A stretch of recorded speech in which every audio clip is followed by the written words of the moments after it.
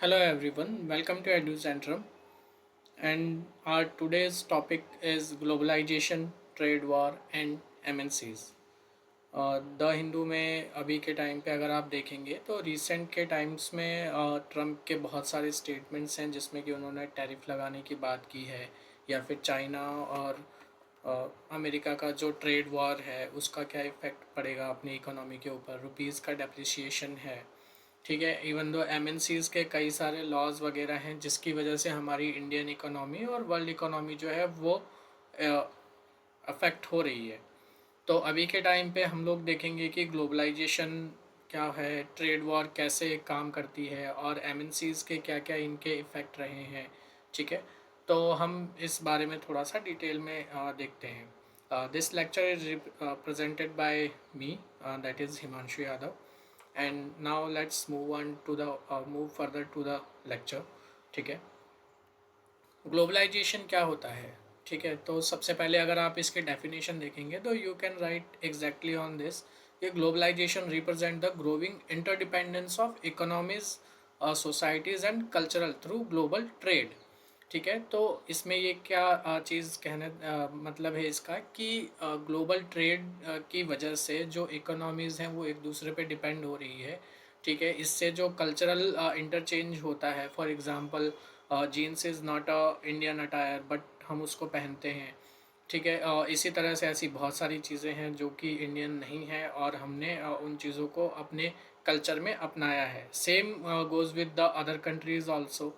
ठीक है, तो वो क्या है, वो ट्रेड की वजह से जो है चीज़ें आपस में इन चेंज होती एक्सचेंज होती रहती है। ठीक है, और इसके थ्रू अदर कंट्रीज से इन्वेस्टमेंट भी आता है। फॉर एग्जांपल जो एफआईआईज होते हैं, फॉरेन इंस्टीट्यूशनल इन्वेस्टर्स, ठीक है, वो अपने इंडियन मार्केट में इन्वेस्ट करते हैं थ्रू एफपीआईज, फॉरेन पोर्टफोलियो इन्वेस्टमेंट के थ्रू। इसके अलावा अदर वेज होते हैं जिनको आरबीआई डिफाइन करता है। ठीक है, तो ये सारी चीज़ें हो गई। इसके अलावा इसके की फीचर्स क्या होते हैं? जो आपका ट्रेड होता है उसका जो फ्लो होता है वो बहुत फ्रीली होता है। जो कैपिटल फ्लो होता है वो भी बहुत इजी होता है। फॉर एग्जांपल जो एफआईआईज का कैपिटल होता है, ठीक है, आप उसको हॉट मनी के रूप में बोलते हैं। फॉर हॉट मनी इसको क्यों बोला जाता है? इट्स क्वाइट सिंपल कि जैसे ही उनको आप किसी कंट्री के अंदर कोई प्रॉब्लम, वॉर लाइक सिचुएशन या पॉलिटिकल क्राइसिस या कोई अदर सिचुएशन दिखने लग जाती है तो दे बाय ब्रिंग देयर या they pull their money so fast from the market. और ड्यू टू अगर कोई कंट्री है, अगर उसकी इकोनॉमिक्स पॉलिसीज़ जो है अगर स्ट्रांग नहीं है और एफ आई आई इसका इन्वेस्टमेंट बहुत जल्दी अगर वो निकाल लेते हैं तो उसकी वजह से जो है वहाँ की इकोनॉमी भी कोलैप्स हो सकती है। फॉर एग्ज़ाम्पल अभी आप इंडिया में भी एक सिचुएशन देख सकते हैं जहाँ पे कि एफ आई आईज़ फॉर अपने मार्केट से बहुत सारा पैसा खींच रहे हैं। ठीक है, जिसकी वजह से हमें बहुत सारा नुकसान हो रहा है, इंडियन इकोनॉमी जो है वो अफेक्ट हो रही है। ठीक है, ग्लोबलाइजेशन का जो प्रॉफिट है वो आपने देखा कि टेक्नोलॉजी का एडवांस होता है, कैपिटल का फ्लो बहुत इजीली होता है, कल्चर का एक्सचेंज बहुत अच्छा होता है और एक ग्लोबल सप्लाई चेन बन जाती है। इट्स क्वाइट सिंपल कि इंडिया के अंदर अगर लिथियम बहुत ज़्यादा मात्रा में नहीं है, ठीक है, नहीं होता है, तो अगर हमें इलेक्ट्रॉनिक व्हीकल्स डेवलप करने हैं या फिर अगर हमें ग्रीन इकोनॉमी चाहिए तो हम लोग इतना सारा लिथियम कहाँ से इंपोर्ट कर सकते हैं? अगर आप देखेंगे तो due to global supply chains हमें वो बहुत इजीली अवेलेबल हो जाता है। तो ग्लोबलाइजेशन का एडवांटेज आपने देख लिया। इसके अलावा जो जॉब क्रिएशन होता है उसमें ये बहुत ज़्यादा हेल्पफुल होता है। इसमें जो आपके कंज्यूमर्स होते हैं उनका भी बहुत ज़्यादा जो है हेल्प होता है, चीज़ें बहुत सस्ती मिल जाती है। ठीक है, इसके अलावा जो है ग्लोबल मार्केट से अगर कंपटीशन रहता है तो उससे क्या है कि जो इनोवेशन टेक्नोलॉजीज़ होती है वो भी बहुत ज़्यादा इंक्रीज़ होती है। ठीक है, और क्रॉस कल्चरल अंडरस्टैंडिंग भी इंक्रीज़ होती है। तो अगर आप डेफिनेशन लिखना चाहते हैं यूपीएससी के एग्ज़ाम में तो you can write it exactly as it is. ठीक है, now let's move to the next slide. Globalization a complex landscape. ठीक है, अब ये कॉम्प्लेक्स क्यों है? अभी हमने रिसेंट स्लाइड में पढ़ा कि हमें उससे बहुत ज़्यादा प्रॉफिट्स भी मिलते हैं बट हमें इससे नुकसान भी होते हैं। फॉर एग्ज़ाम्पल अगर आप देखोगे तो इकोनॉमिक इनइक्वालिटी आती है।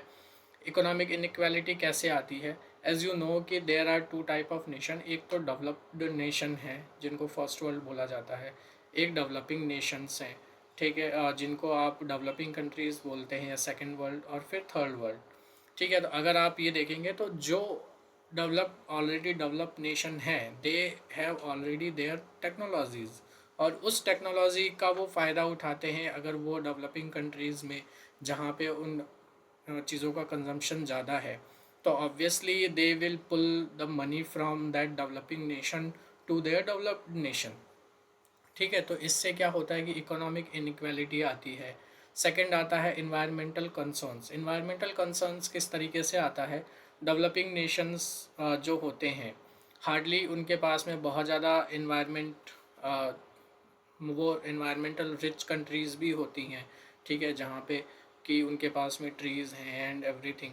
और जो डेवलप्ड कंट्रीज़ होती है वो अपने टेक्नोलॉजी के थ्रू वहाँ पे, due to loopholes in their developing countries laws, जो इन्वायरमेंटल लॉज हैं उनके लूप होल्स का फ़ायदा उठाती हैं, ओवर एक्सप्लॉयटेशन करती हैं चीज़ों का, नेचुरल रिसोर्सेज का, जिसकी वजह से वहाँ का इन्वायरमेंट और क्लाइमेट जो है वो डैमेज हो सकता है।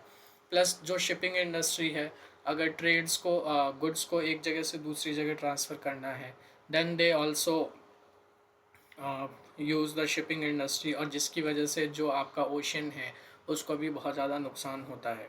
ठीक है, थर्ड जो है कल्चरल होमोजेनाइजेशन।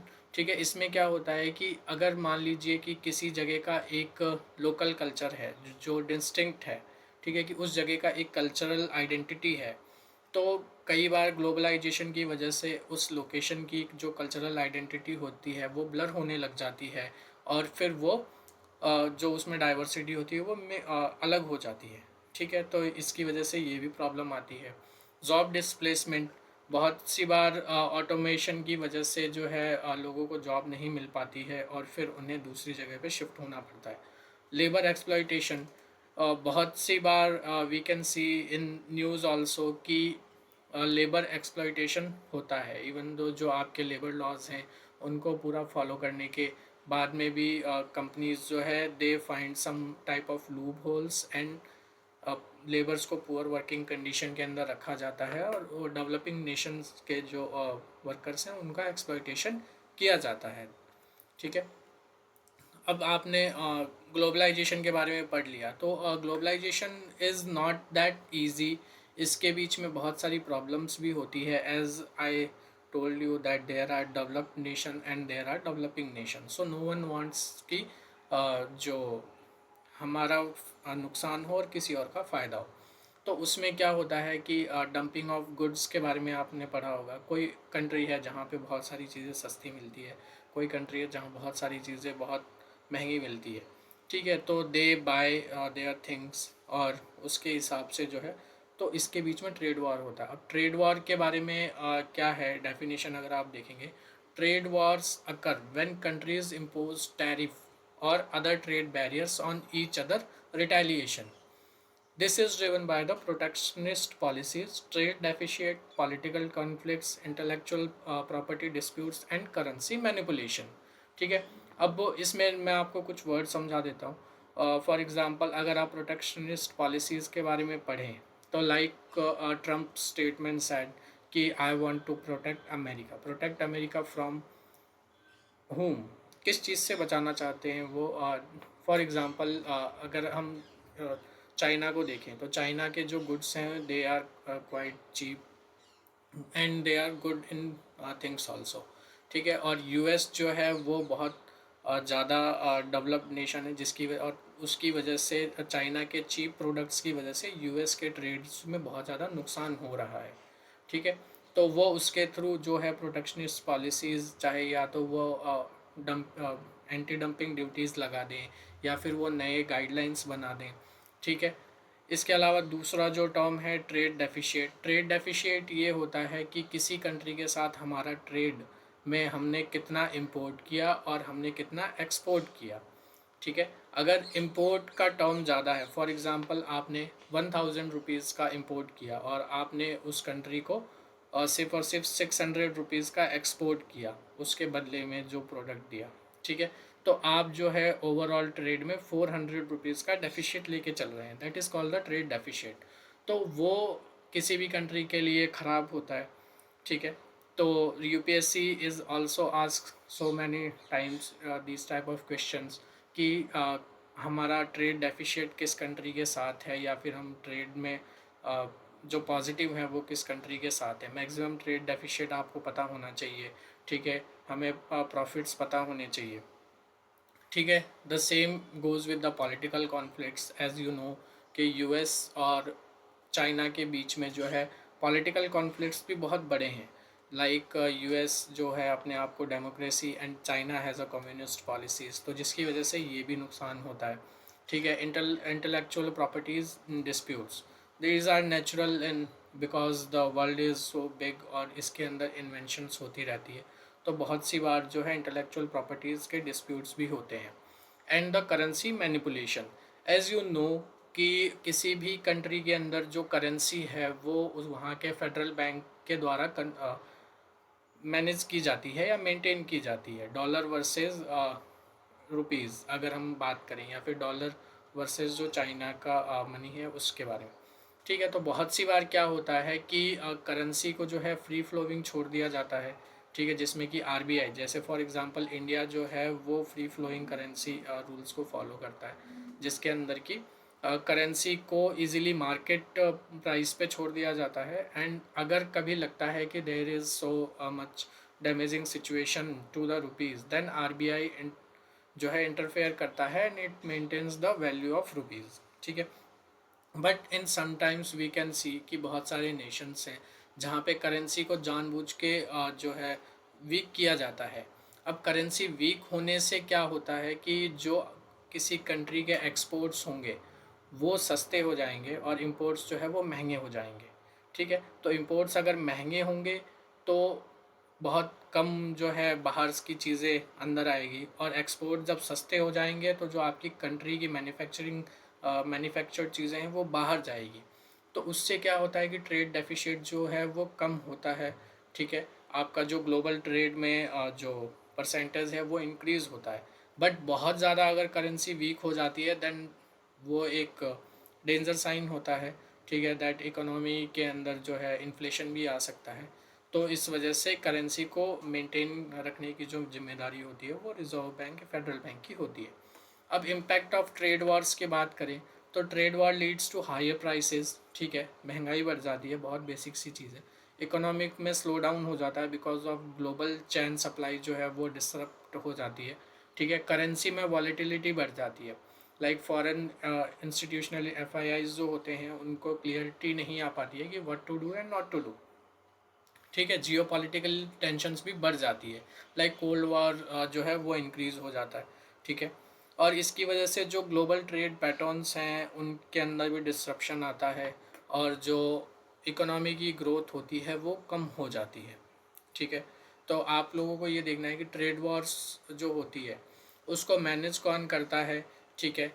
लाइक दे कौन सी ऑर्गेनाइजेशंस है, रिसेंट में कौन सी बड़ी ट्रेड वॉर्स हुई है, ठीक है। आप उसको चेक कीजिए और उसके बाद बारे में कमेंट में लिखिए कि हाँ ये ऑर्गेनाइजेशन है और इसकी वजह से जो है ग्लोबल ट्रेड जो है वो मैनेज करती है। प्लस उसके जो डिसीजंस होते हैं क्या वो लीगली बाइंडिंग है या लीगली बाइंडिंग नहीं है, ये चीज़ को आपको ध्यान में देना है। Because UPSC always ask this kind of questions. For example अगर आईएमएफ है, अगर उसने आपको कोई गाइडलाइन दिया तो दैट इज़ लीगली बाइंडिंग और नॉट बाइंडिंग। तो फिर आप वहाँ पे जो है you can give in 50-50 situation. So trade war अगर चल रहा है या फिर कहीं पे भी ट्रेड में कोई प्रॉब्लम आ रही है तो ग्लोबल ट्रेड को कौन मेंटेन करता है, कौन सी ऑर्गेनाइजेशन है, उसके जो डिसीजंस हैं वो लीगली बाइंडिंग है या नहीं है, आपको वो देखना है। अब बात करते हैं कि एमएनसीज़ का जो है वो रोल क्या है। जब हमने बात की ग्लोबलाइजेशन की, ठीक है, तो ग्लोबलाइजेशन में हमने क्या देखा कि कंट्रीज़ जो है एक दूसरे के साथ ग्लोबली ट्रेड करती हैं। अब कंट्रीज़ ट्रेड करती हैं तो that is government to government. But MNCs का रोल यहाँ पे बहुत ज़्यादा इम्पॉर्टेंट हो जाता है। जैसे कि अगर आप फेसबुक की बात करें तो Facebook is not registered in India, ठीक है। इसका जो हेड ऑफिस है वो यूएस में है, but we are using it, तो that is MNC. Coca Cola not registered in India, ठीक है।